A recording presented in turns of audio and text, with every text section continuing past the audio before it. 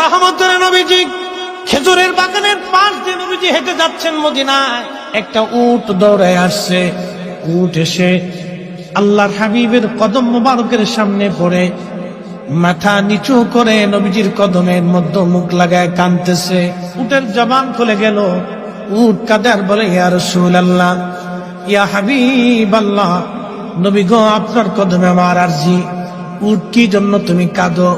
বলে, ইয়া রাসূলুল্লাহ, আমাকে শুধু মারে, আঘাত করে, কিন্তু খাদ্য দেয় না, কাজ বেশি বেশি করায়।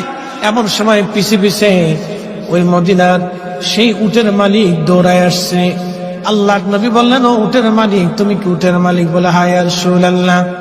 তুমি কি তাকে খাবার কম দাও, কাজ বেশি করাও এবং মাঝে মধ্যে তারে পিঠাও? বলে, ইয়া রাসূলুল্লাহ, কি করে আপনি জানলেন?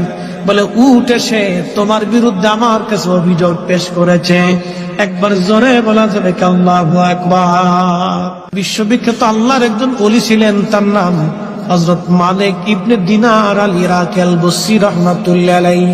হযরত মালিক ইবনে দিনার তিনি প্রত্যেক বছরে মক্কায় হজ করার জন্য ইরাকের বসরা থেকে আসতেন। এক বছর তিনি হজে আসলেন, হজ শেষ করলেন।